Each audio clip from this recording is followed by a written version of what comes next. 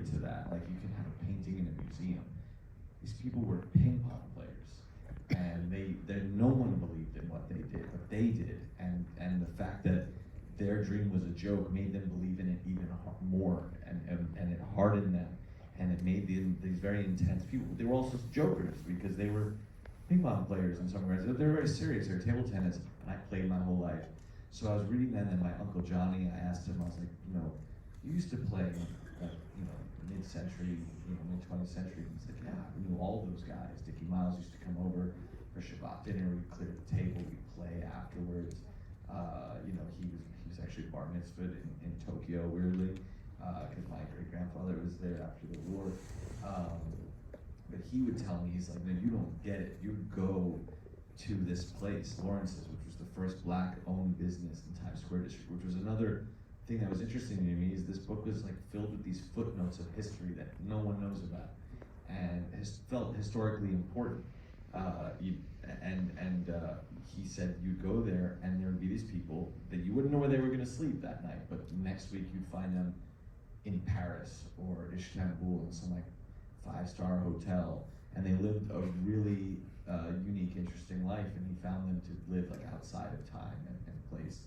So there was a confluence kind of what I was feeling, and then I finished the movie, like we're saying, and then I, got to the end, and we get like a very innocent question in a situation like this. Someone's like, hey, what's up? And we're like, yeah, what's next? Just like, whoa, what's next? Like, that's such a casual question. For me, it was really intense. I started to cry because I never thought about it. I was so embarrassed. I was like this, and my brother was over there, and was looking at me, like, why is Josh crying? I had a very hollow feeling because dreams are for the lonely, and I realized that in that moment. And I was very confused by that feeling because I chased this thing, and I realized, well, maybe dreams are not about succeeding or failing at them. It's more about the journey and all the things that I learned along the way. And very soon after that, I got married and had kids. But as a footnote. But the book was also interesting because it did turn me on to what I found fascinating was the post-war years, and there was this Japanese player, Hiroshi Sato, who came with the Japanese used to come out of isolation. There's an amazing detail that I shot it, but I couldn't squeeze it in. There was the inventor of the sponge racket. They called it the atomic paddle. And that's how they came out with this paddle that they dubbed the atomic paddle, and they came and they obliterated everybody. And it was a huge moment because in America, like, the American dream was this, like, it was like a little flame that our victory, the world victory, was like gasoline on top of this flame that exploded. And in Japan in particular, we wrote their constitution. And we were telling them, like, the emperor is just this normal guy. Anyone can be a hero. So now this individualism is blossoming. So this little guy wins the world championship in 1952, comes back, and 1 million people were waiting for him. Because they were just like, wow, it's the American dream, just in Japan. Fascinating time in Japan's history. Don't need to go into that. But it is emotional for me when I watch the ending, thinking about their history. Anyway, there are things that, fortuitously became incredibly inspiring to me from the beginnings of that research. Thank you for that. Thank you for recognizing that Gems is somehow, like Rocky is about a struggling actor, right? Yes. Yeah. In many ways, yes. But there was so much that I could pick out of that answer that you just gave. There's so much to dive into with this film. It's a long answer. It's a long answer, but that's rich. This film is set in 1952. It's dramatic. Did you see that? I was very dramatic. 1952. There are characters who are dressed kind of from fashions a few decades earlier than that in the film as well. The score for this film feels very Daniel Lopat's incredible score for this is very incredible to me. In conversation with 80s synth and with that era. I wanted to ask you a question about your approach to dealing with time as a filmmaker, because it's such an important Time period? With just the time in general? Time's passage, I would say. Specifically because of the films that you've made, from Good Time to Uncut Gems and this, that are really about characters who are not only chasing dreams, chasing their time and trying to pack a lot into their time. Yeah, time is the enemy. Always. Always. It's the only like linear thing that we have. And you know, you have a kid, and all of a sudden, time is like it's physically you're seeing it, and that's days are long, years are short. Yeah, I mean, in particular with this movie, the 80s, 50s thing. I mean, the 80s were. I mean, the short answer to that, as I was just doing research, listening to Peter Gabriel, I was like, oh, well, I want to listen to The Touch. I have The Touch for this 1940s tournament, which, by the way, when I saw what it looked like in the 40s, it was so dignified and so regal. The sport, you don't think about when you realize something has a history, it gives it a lot of weight. And it's very. One of the players said to me when they walked into the arena that we did, and Jerry Marks, my AD, had a really hard job on this one with the extras. He said, I'll be at a lot of professional players, and he said that they came in, he said he wished he had a camera to document what their faces were like. And I said, what was it? He said, they just couldn't believe the respect that the sport that they've given their whole lives to was getting. And that they never thought about the sport 75 years ago. So I was watching, and I instinctually just put on this 80s track, and the opulence of the production, you know, and it just worked. It felt like there was some sort of myth making happening, and the, you know, the general concept is that the you know, the movie is being told from Marty's life in the 80s. So it's like the moment when he's able to look back at his youth, when he's first starting to be able to look back at his youth and be like, what was that?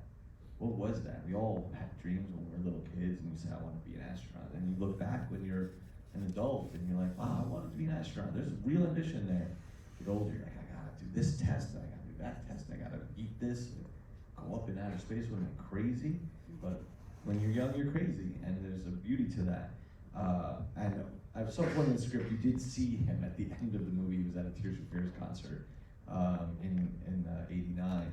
But so then I got rid of that, and I started to look at just, you know, what was going on in the 80s and why I was attracted to that. And the 80s were the first era where culture started to eat itself. Back to the Future literally is the 80s, and they're going back to '54. Fashion was being revisited. It was the first like postmodern era. You have you know, 50s brought about rock and roll and the teenager, and then the 80s like supercharged it with you know, pop synth was huge, where you're taking these sad feelings and putting them with happy energetic beats. But there was the thing that was most interesting to me is you just look at, especially now, like the American dream in the 80s was, you know, what Reagan. When you read about what Reagan's plan was, I'm born in '84, so I had no real recollection of what was going on there. But when I read about it, it was the first time where the American dream became mythologized, and it's like this, almost like ironic. And looking back at the 50s through that lens was very interesting to me. And speaking about time, look, I try to.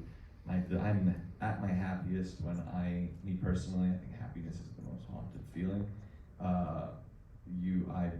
I'm at my best when I don't know the time is happening, and I don't know that I exist. I'm invisible to myself because I don't like myself so much.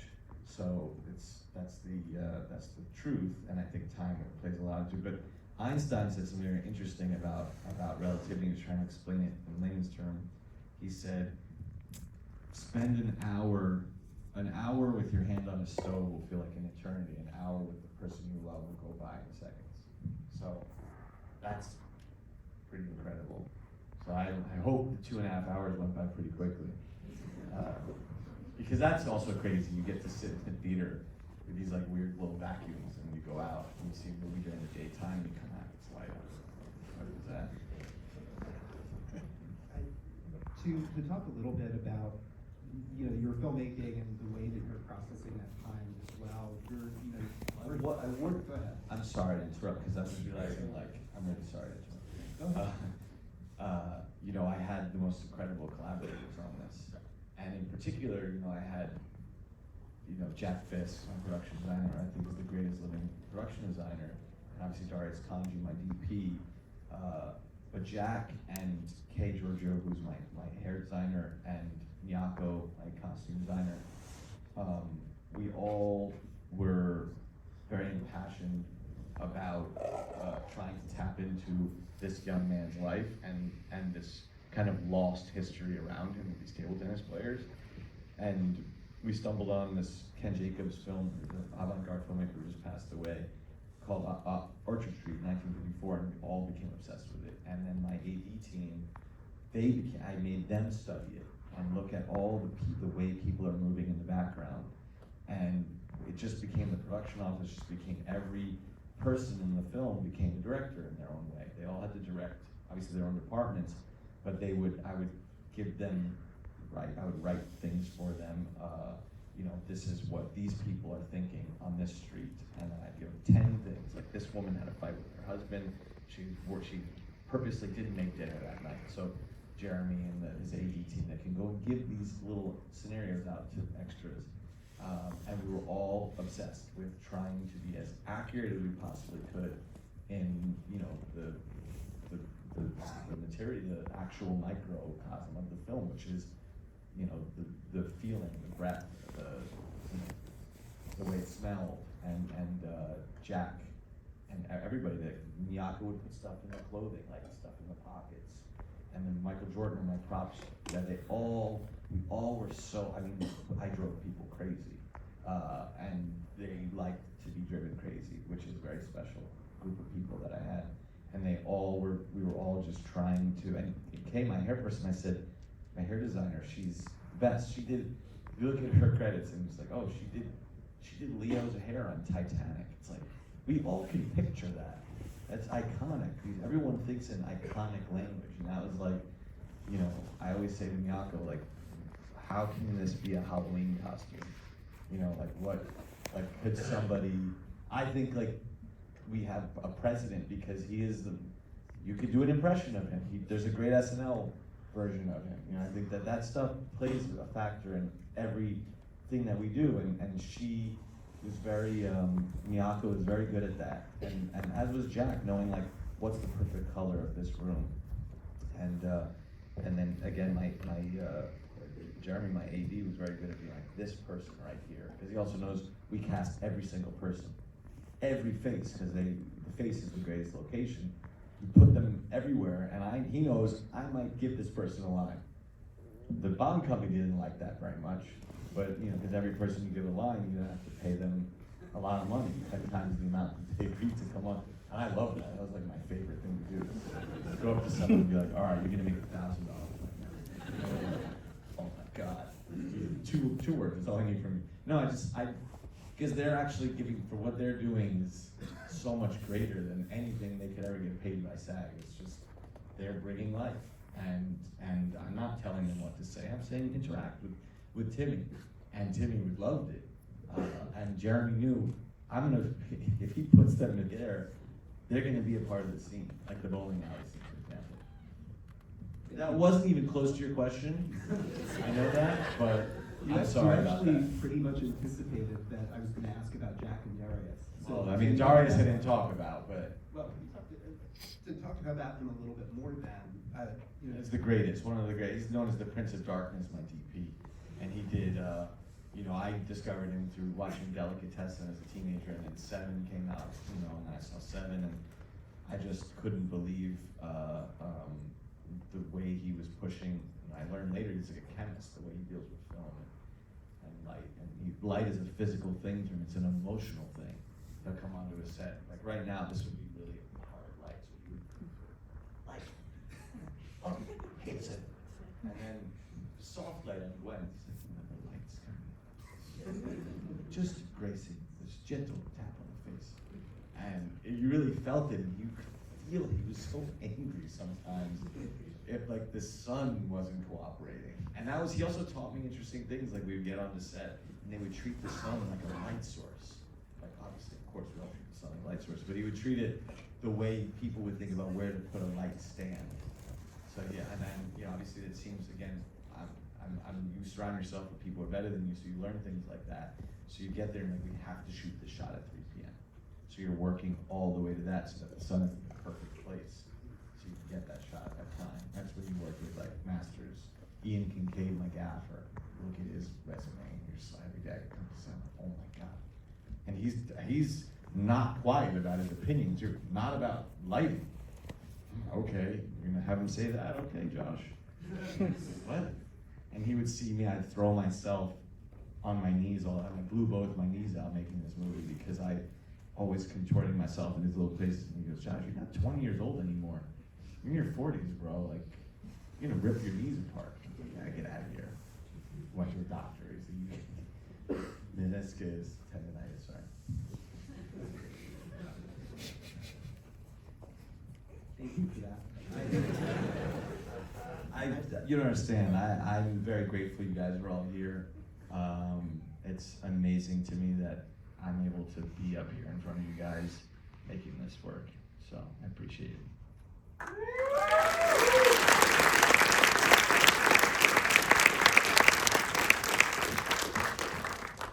think we have time for maybe one more. Yep, I'm getting a signal for one more. And I wanted to ask, the title sequence when it appears in this film gives the movie a subtitle, which is Made in America. You thought I was going to ask about I think you're talking about the fertilization, yeah. Yeah, no. Made in America is what you're going with, okay. Made in America, just specifically because I wanted to ask you a little bit about this character. We were talking about this a little bit earlier. As an avatar for this kind of American exceptionalism, I'm curious about how you approached Marty's own conception of his history and kind of his understanding of that, because he name checks a lot of things in the movie. Yeah. And it's really all in service of his own self-mythology. Yeah. And so I'm curious how you developed Marty's perception of things like, World War II, which is in the more recent rear view, 1952. That's 7 years ago. It's Yeah. basically the beginning of COVID. Right. You think about that. It's like, wow, seven years ago. 7 years ago, COVID was not on the.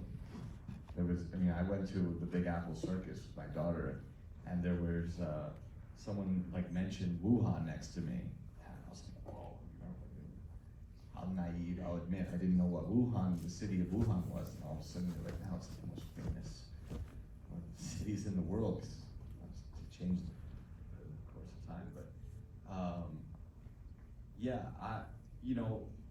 Ronnie and I, when we write, we don't really think. You just think about the character and who they are and their circumstances that define them.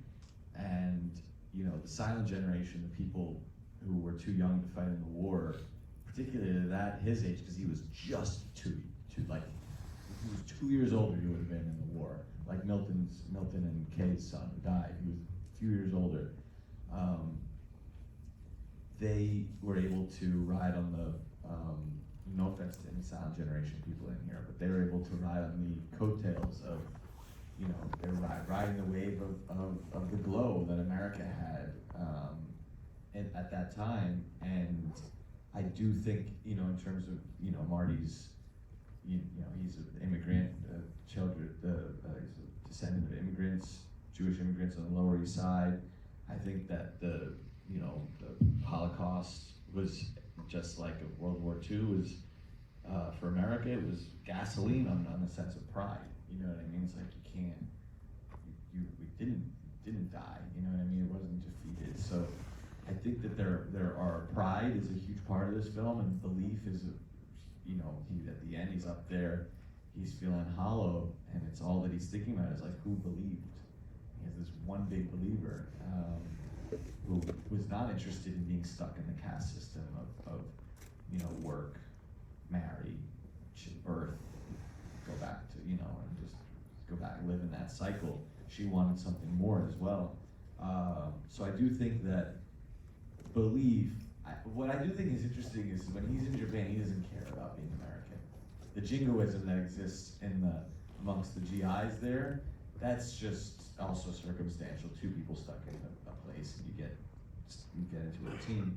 But it's not. It's all. What the irony is this American exceptionalism, American intense individualism, is at the end of the day has nothing to do with him being American. But the love of the sport does break down there's a beautiful bond between him and Endo at the end.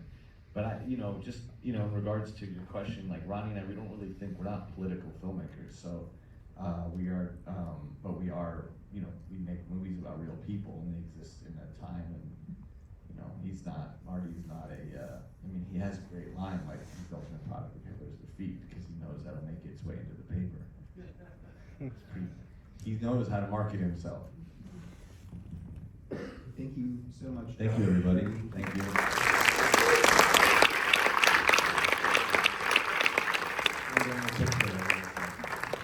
Thank you, everybody.